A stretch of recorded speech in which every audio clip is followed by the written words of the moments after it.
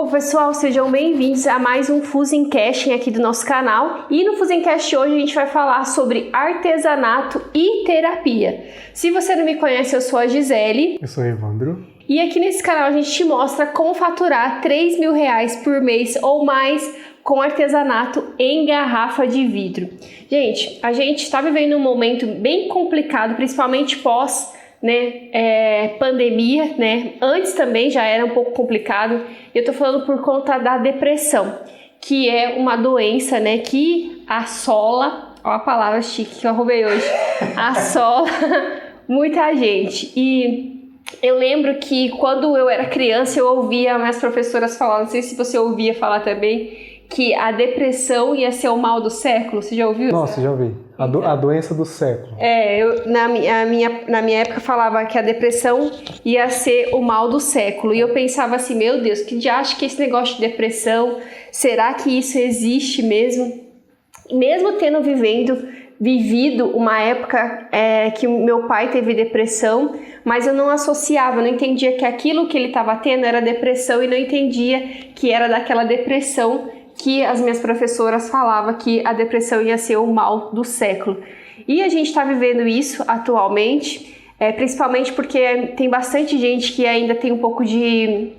Não vou falar que tem um pouco de... Mas tem bastante gente que tem ainda o receio um pouco de sair de casa, ou por conta de, viver uma solidão, viver sozinho, enfim, vai encadeando uma depressão. Então, a gente resolveu usar esse tema aqui como principal foco desse vídeo, para mostrar para você, né, uma forma de você vencer ou superar a depressão através de artesanato. E a gente não está falando aqui de um artesanato normal, mas a gente vai falar mais sobre isso mais para frente. Também eu quero contar aqui uma história que eu lembrei de uma época que a gente executou um curso presencial para um grupo de idosos. Que foi?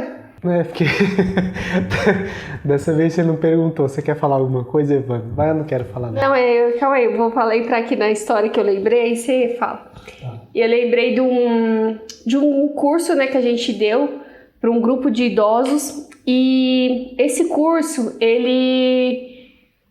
quando ele começou, assim, entrou vários, tinha uns 80 idosos, por turma era 40, acho que mais ou menos, eu não lembro exatamente, mas enfim, tinha uma idosa Eram 100, por turma era 50. 50, tá.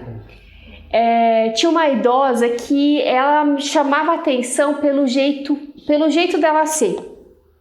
E ela tinha um jeito assim meio áspero, você olhava pra cara dela, ela tinha a cara fechada, ela não conversava com as demais alunas, ela meio que, sabe, dava enfim, ela era meio diferente dos demais alunos.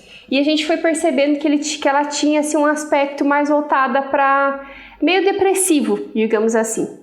E, claro, quando você começa a dar aula para um determinado aluno, ele não chega na primeira aula e já conversa.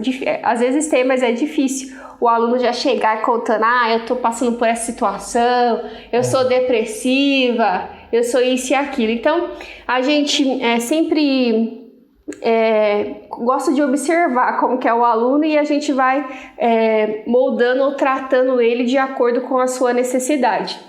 Então, foi passando o tempo, né, as aulas foi passando e essa aluna começou a ficar um pouco mais aberta para conversar, digamos assim. E a gente percebeu, como a gente percebeu que ela era meio afastada da turma, meio depressiva, a gente começou a trabalhar, fazer algumas dinâmicas específicas para ela. E aí, dentro dessas dinâmicas, a gente observou que ela começou a participar mais.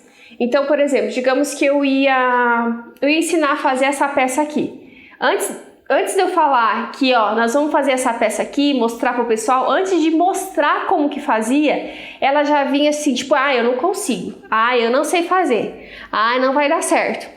E aí a gente percebeu isso e o que acontece? Quando uma aluna ela fala isso, automaticamente ela desmotiva ou coloca um ponto de interrogação nos outros alunos.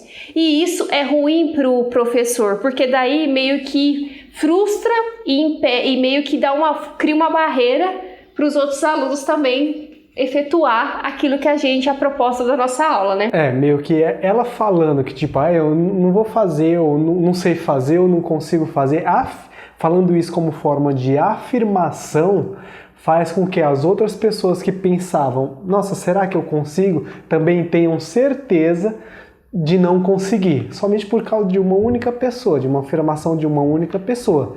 E como a Gi falou, isso é ruim porque quase que quebra as pernas do professor, da pessoa que está ali à frente da oficina. Então a gente teve que criar estratégias. Se eu começar a entrar em outro assunto aqui, você me corta. A gente teve que começar a criar estratégias justamente para que essa aluna começasse a mudar a visão dela, não sobre as oficinas, mas sobre ela mesma. Porque a partir do momento que ela chega, é uma visão aqui de Evandrinho falando, a partir do momento que um aluno chega e fala, eu não consigo fazer isso sem nem ao menos tentar, na minha visão de professor de anos, o problema não é a peça ou a técnica em si, o problema vai muito além disso.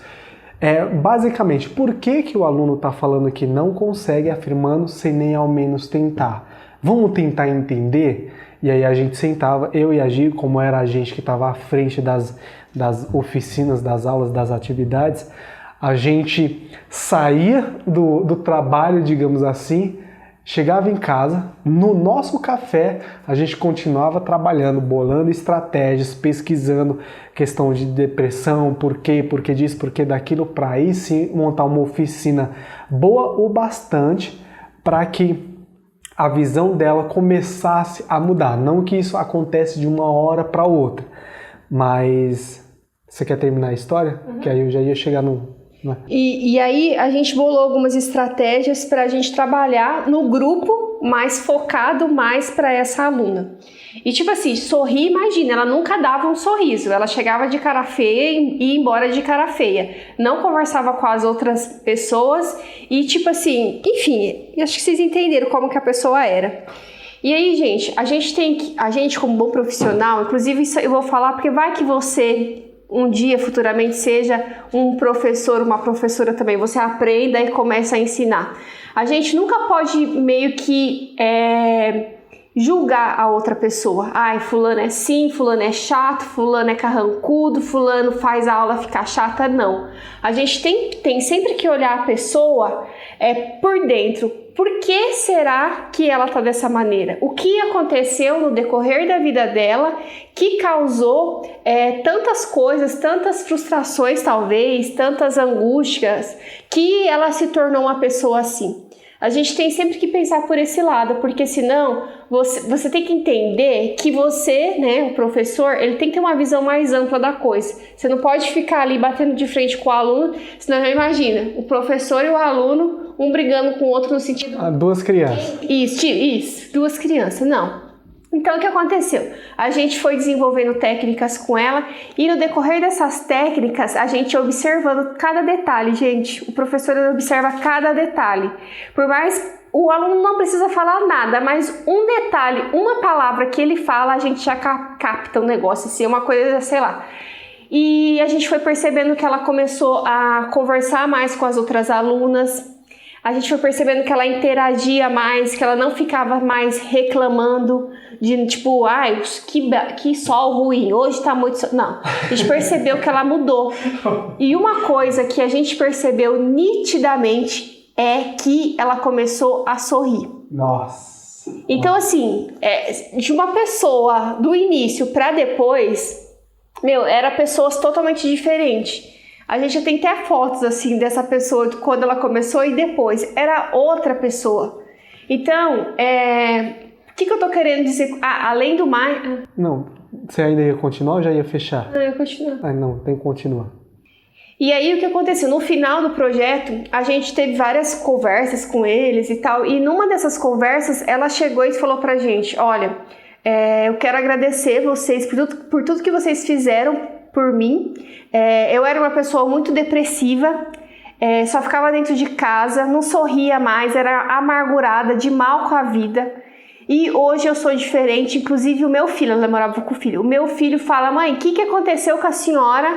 Que a senhora mudou, que a senhora é outra pessoa. Os outros filhos também, que não moravam mais com ela, noras, várias pessoas assim, netos, que conviviam com ela, falou: o que aconteceu com você que você mudou? Então, o que acontece, gente? O artesanato, ele tem o poder de transformar as pessoas, né? Você ia falar alguma? Eu ia falar isso daí mesmo. Da história do... que ela tinha chegado pra gente e contado. Aí sim, eu acho que foi a primeira vez que ela compartilhou da história dela. E isso não foi de um mês pro outro, isso demorou. No decorrer das atividades, você ia falar mais alguma coisa sobre? No decorrer das atividades, uma das estratégias que a gente utilizou foi falar mais com ela. No sentido de perguntar: fulana, quase que eu falei o nome, fulana, o que você tá achando da atividade? Tá gostando? Tá mais ou menos. E aí a gente, no outro dia, a gente passava uma atividade, uma dinâmica e perguntava: fulana, o que você tá achando? O que você achou da atividade? Ou seja, a gente começou a incluir mais ela a ouvir mais a opinião dela. Porque um dos fatores que pode levar uma pessoa à depressão também, a se sentir, eu não estou falando assim, imergir já na questão doença, depressão em si, mas ficar no estado depressivo, é o pensamento, o achismo, a impressão de ela não ser mais útil. Imagina só, eu acho que uma das piores coisas na vida de uma pessoa viva ainda, que quer viver uma vida de aventura, disso ou daquilo, é chegar num ponto onde ela começa a acreditar que a opinião dela não serve mais de nada, para nada, digamos assim, não pode ajudar mais ninguém. Ou seja, ela literalmente não se sente mais útil, não se sente mais importante. E no momento em que você percebe uma situação como essa e começa a trazer a opinião dela, querer mais a opinião daquela pessoa, e não somente isso, fazer com que a opinião dessa pessoa seja ouvida e de certa forma atendida, a própria pessoa vai pensar: poxa, ele me ouviu, ela me ouviu. E aí automaticamente ela mesma começa a pensar: eu estou sendo útil em alguma coisa. Por mais que seja ínfimo, por mais que pareça bobagem, isso é muito importante, isso faz total diferença, assim como fez na vida dela. E também a gente trabalhou muito a questão do tipo, isso que a gente falou, tipo, antes de você falar não consigo, tenta primeiro, né? E a gente trabalhou muito também a questão de não desmotivar os demais. Porque uma coisa é você achar que você não consegue, outra coisa é você verbalizar. Além de você verbalizar, a primeira pessoa que está ouvindo é você está falando para você mesmo que você não consegue, e quando você fala, outras pessoas que estão ao seu redor escutam. Então você se desmotiva mais ainda porque está ouvindo e ainda desmotiva os demais. Então a gente começou a trabalhar muito isso e mostrar o poder do que você fala. Que a gente fala tem poder, então a gente começou a trabalhar muito isso. E aí, quando a gente oferecia as atividades, ela não falava mais: eu não consigo, sem nem tentar, né? Podia até ser que lá dentro dela ela achava: meu Deus, não vou conseguir, mas ela não falava e ela fazia o que a gente propunha. E com carinho ainda, dando risada. Às vezes, só completando isso aqui que a gente está falando, às vezes a gente, antes da atividade, a gente começava a conversar com os idosos, né? Contar história e isso, e a gente acabava prolongando uns 5 minutinhos o café. Isso dá uma atrasada de 5 minutos nas atividades. Adivinha quem que chamava a gente para passar a atividade? Era ela. Ela era uma das primeiras pessoas que: bora, professor, bora que eu tô ansiosa, eu quero a atividade, qual que vai ser a atividade de hoje? Ou seja, a gente começou a perceber mesmo que aquilo que a gente estava fazendo, aquelas estratégias que a gente estava criando, realmente estava dando certo, não somente com ela, mas com o grupo também. Mas continua. E assim, então, gente, essa questão da depressão é uma questão, depressão, ansiedade, síndrome de pânico, várias coisas relacionadas a isso, do mal do século, tem acontecido com frequência, e eu tenho certeza que pode ser que você até conheça uma pessoa que seja assim. E quando a gente apresenta o artesanato para trabalhar trabalhar isso com a pessoa, muitas pessoas, quando a gente fala, olha, dá para você utilizar o artesanato como ferramenta para te auxiliar, né, nesse processo, nessa caminhada que você está passando. Muita gente não gosta porque ela tem meio que certo, entre aspas, um certo que um preconceito da palavra artesanato. Por quê? Quando fala artesanato, muitas pessoas lembram de... Nada contra também, tá, gente? Lá vai ela. Lembra de crochê. Não gosto de fazer crochê. Eu faço crochê, sei fazer, já fiz várias vezes. Mas tem gente que não gosta e tem um trauma. Porque quando fala de artesanato, lembra do crochê. Ou lembra de artesanato feito com potinho de manteiga. Eu fiz um vídeo, por mais que, algumas pessoas não gostem, mas o tanto de mensagem que eu recebi de pessoas falando, eu tenho um ranço, eu não aguento mais artesanato com potinho de manteiga. Então, às vezes, quando a gente fala de artesanato, a pessoa lembra disso, tá? Nada contra quem faça, tá? Mas o âmbito aqui ao meu ver, quando você fala de artesanato e renda, você tem que ter um diferencial e um design. Porque se você pega um potinho de manteiga e dá uma enfeitada no bicho, é uma coisa que você vai ter que vender relativamente com preço baixo e não é todo mundo que vai querer, né? Enfim, não vou entrar nesse aspecto. Mas o que acontece? Quando a gente fala sobre artesanato, a pessoa já lembra disso. É coisinha assim, não gosto, não tenho paciência, é muito frufru, é muito detalhezinho que eu não tenho paciência. Mas aqui a gente quer mostrar para você um artesanato diferente, um artesanato que foge do comum, né? Que é o artesanato feito com a garrafa de vidro. Porém, quando você olha para o artesanato, nunca que você ia imaginar que isso aqui era uma garrafa de vidro, né, Evandro? E assim, pessoal, a gente não está falando aqui somente pela questão do artesanato, pelo artesanato, como você deve ter percebido. Porque à medida que você começa a criar alguma coisa, talvez alguma coisa nova ou alguma coisa que você já fazia antes e está retomando ela basicamente vou falar aqui de uma forma mais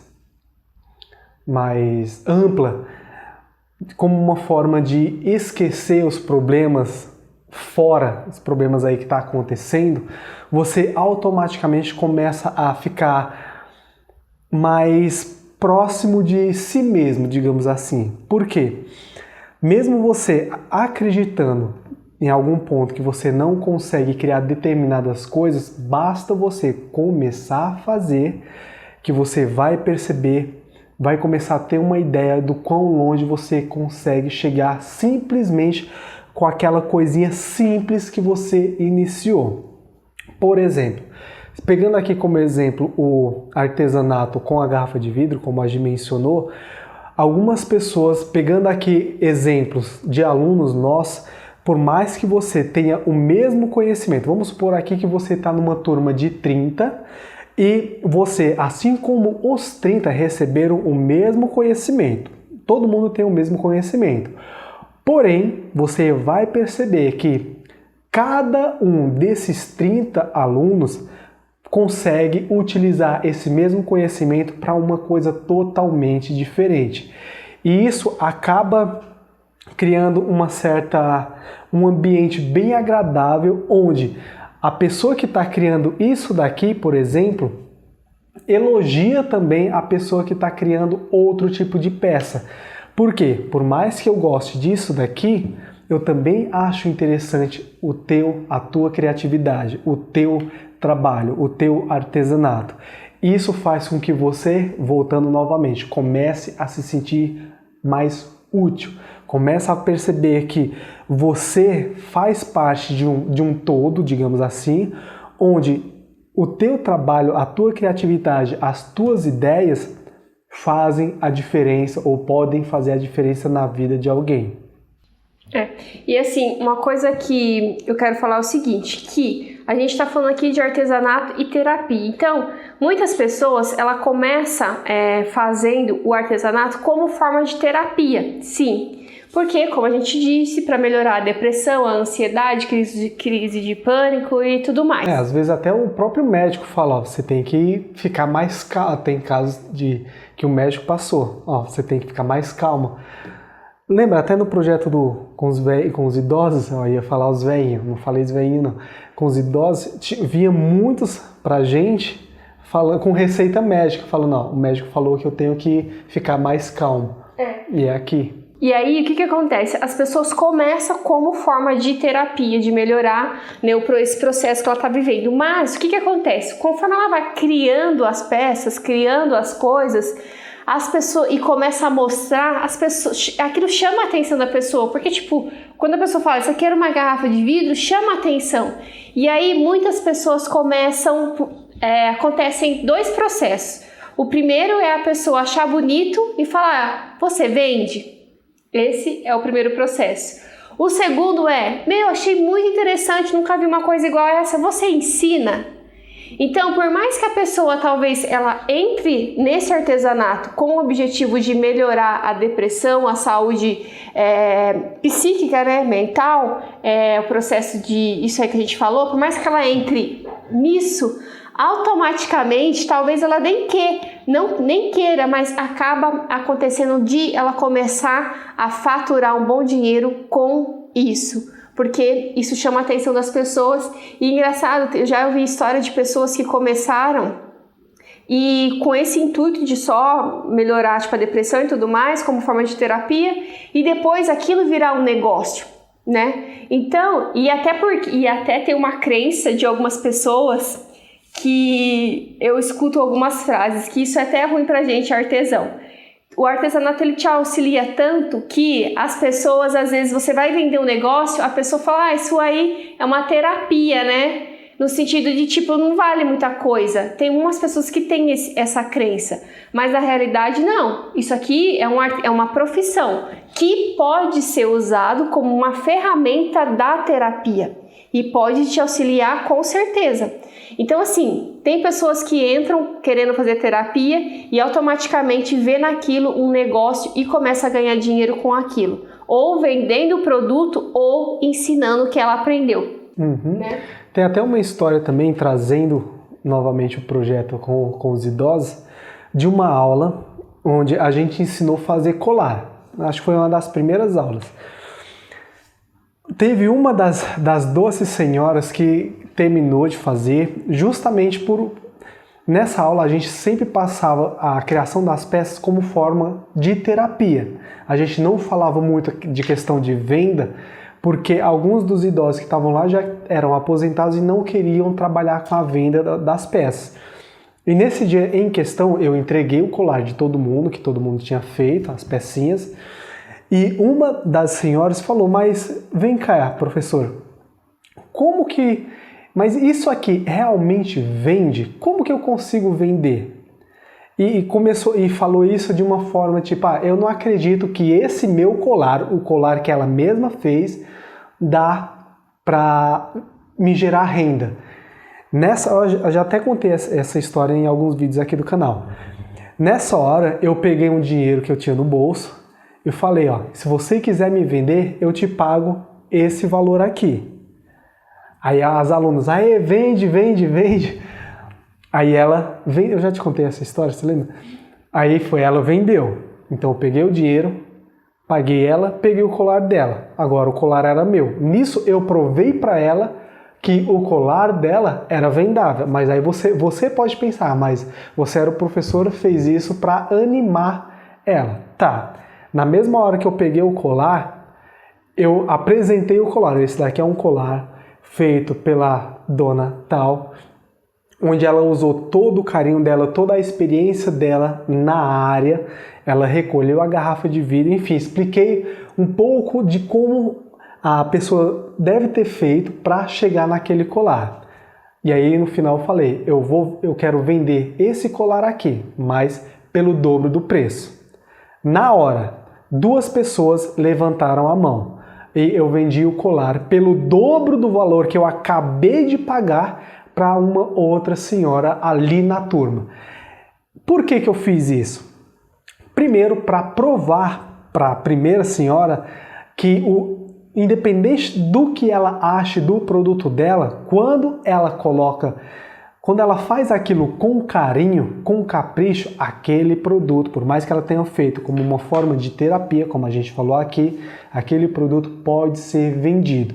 E assim eu provei para ela que eu paguei, mesmo pagando um valor baixo, entre aspas, no acessório dela, no colar dela, no mesmo momento, outras pessoas também, mesmo sabendo o quanto eu tinha pagado pelo aquele colar, pagaram o dobro simplesmente pelo fato de ter aquela peça, que é uma peça única, feita com carinho e capricho por uma pessoa.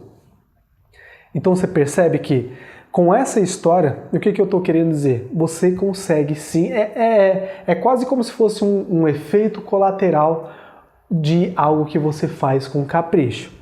Se você realmente capricha naquilo que você está fazendo, mesmo sendo como forma de terapia, pessoas vão perceber aquele capricho e vão querer sim pagar para ter aquilo que você produz. E por mais que tipo assim, a pessoa comece como forma, eu não quero ganhar dinheiro com isso. Mas nem tudo é só dinheiro em espécie, né? Às vezes você faz um negócio, aquilo te ajudou tanto, aí você pega aquilo, dá de presente para alguém. E aí você vê a cara da pessoa de felicidade de ganhar um presente que você mesma fez, né? Então, acho que a gente quis mostrar para você esse artesanato diferente, terapêutico, né? Que você pode faturar com, além de você melhorar a sua saúde, e ainda você pode faturar uma boa grana com ele. E assim, o vidro, ele tem assim umas características diferentes dos trabalhos, dos artesanatos mais tradicionais, como o crochê, por exemplo. Por quê? O vidro, ele tem uma certa sensibilidade que quando você está confeccionando uma peça com ele, você tem que meio que trabalhar a sua mente para você estar presente naquele momento atual que você está confeccionando a peça. Porque senão, por vários motivos que a gente não vai entrar em detalhes aqui, a peça acaba que não dá certo. Então, você começa a trabalhar vários lados, várias partes do seu cérebro, que talvez uma dessas partes seja a parte que esteja a parte lá do depressivo, você começa a movimentar o seu cérebro. Então, esse artesanato, assim, eu acho que ele é muito terapêutico por conta dos detalhes, dos pequenos detalhes que envolve ele, que você precisa estar presente naquilo que você está fazendo e movimentar o seu cérebro.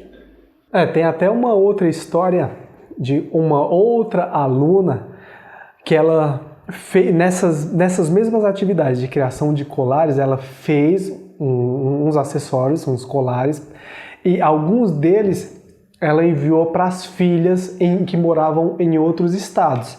E essa era uma senhora que também no início, sabe quem que eu tô falando? Que também no início entrou meio, como a gente fala, carrancuda. Com a carona fechada, a gente ficava até meio assim, porque eram dois jovens trabalhando com um público mais experiente do que a gente. A Gi olhando para mim, achando que eu ia falar público mais velho.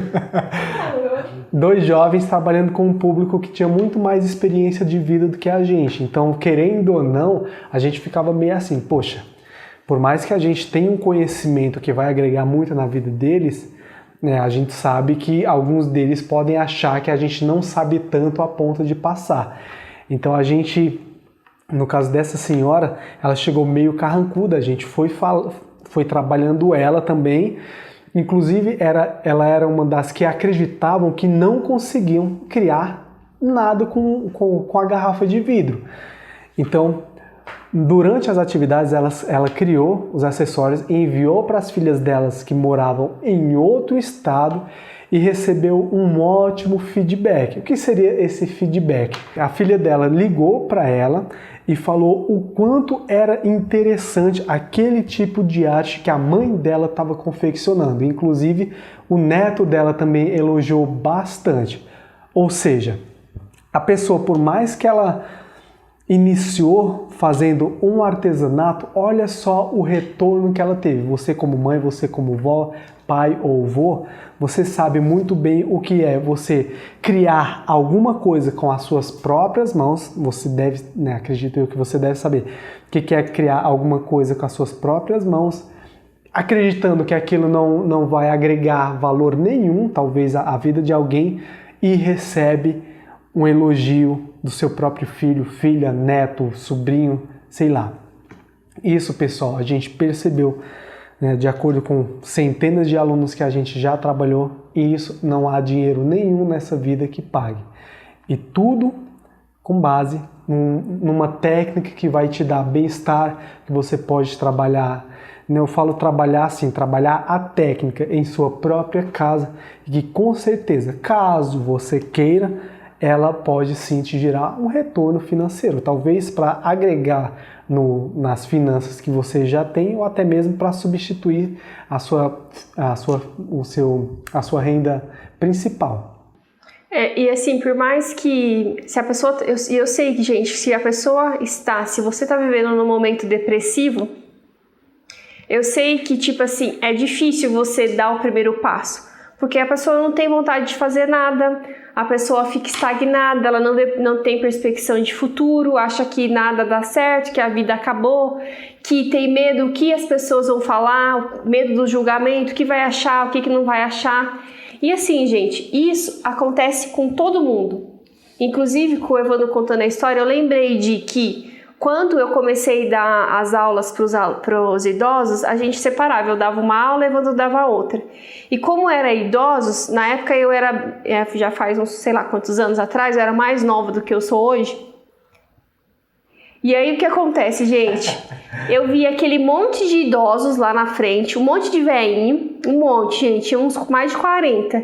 E eu ficava, aí tipo assim, tinha uma sala bem grande com eles, e eles ficavam lá esperando, tomava café e ficava lá me esperando, e eu aqui atrás, e tinha uma parede que separava a gente. E, gente, aquilo começou a me bloquear num tanto que eu não conseguia ultrapassar, entrar na portinha para começar a dar aula. Porque eu pensava assim, o que eu vou ensinar para esses velhinhos? Eles têm muito mais para me ensinar do que eu para eles. E isso começou a me bloquear. Então, tinha vezes que eu não conseguia dar o passo em direção a eles, ou quando eu dava, eu não conseguia ser eu mesma, que igual eu tô sendo aqui. Eu tinha meio que um bloqueio, eu tinha medo do julgamento. O que elas vão achar de mim? O que elas vão pensar? Será que elas vão falar, essa menina não sabe nada? Quem é ela para estar fazendo isso? E aí, gente, eu lembro que eu ficava empacada, acabava a aula do Evandro e ia ser a minha, eu ficava empacada, não conseguia ir. E o Evandro, vai, e ficava me motivando, meio que me empurrando para eu ir. Aí, não tinha o que fazer, né? Era eu ou eu mesmo. Eu tinha que ir, mesmo sem ter convicção, assim, tipo, como é que eu falo? Não é autonomia, segurança do que eu ia dar, né? Não tinha muita segurança, tinha medo, mas eu fui mesmo assim. E se eu não tinha, eu fico pensando hoje, se eu tivesse deixado o medo me dominar, o medo me dominar, hoje talvez a gente nem estaria conversando. Então, a gente sempre tem barreiras na nossa vida que a gente tem que ultrapassar. Então, se você tem medo, se você tem insegurança, se você começa a fazer e vem aquela negatividade dentro de você, você não consegue, vai mesmo assim, mesmo com a insegurança, mesmo com medo, mesmo com qualquer coisa, só vai. Porque conforme você está indo, você vai adquirir experiências que você nunca teria se você não tivesse dado o primeiro passo. Então, você dá o primeiro passo, depois você dá o segundo passo e vai dando os outros passos. Eu sei que no final desse projeto, gente, literalmente, eu já falei aqui e é verdade, eu soltava as frangas com as veinhas. O pessoal, os vizinhos, tinha uma aluna que ela era vizinha, ela já sabia, hoje é a aula da Gi, porque por causa dos gritos a gente brincava, a gente dançava, era uma coisa bem, bem bacana mesmo. E eu sou muito, eu sou muito grata e feliz por esse projeto, porque, ele me ajudou bastante, não foi só eu que ajudei, mas ele me ajudou a me desenvolver como professora. Então, foi muito bacana. Então, gente, se você está nesse processo, entenda que é uma fase. Só que para essa fase passar, depende de você. Então, dá um passo, depois você dá outro passo e vai caminhando em direção a uma vida melhor. Não pensa no que vai dar, só vai caminhando. Conforme você vai caminhando, você vai ter uma direção, você vai perceber o que você gosta mais de fazer e o que você não gosta mais, e assim vai. Pode ser que você comece a vender suas peças, pode ser que você comece a dar aula e ajudar outras pessoas que estão passando pelo mesmo momento que você agora, né? Pode ser que você comece, sei lá, no caso de produção de peça, decorar sua própria casa, outras pessoas veem e falam, dá para você decorar a minha também? E aí você vai perceber que por mais, como a gente falou, por mais que você sinta um bloqueio inicial, quando você dá um passo, depois outro passo, pouco tempo depois ou lá na frente você já pode estar caminhando, guiando uma multidão. Porque muitas pessoas vai por mim.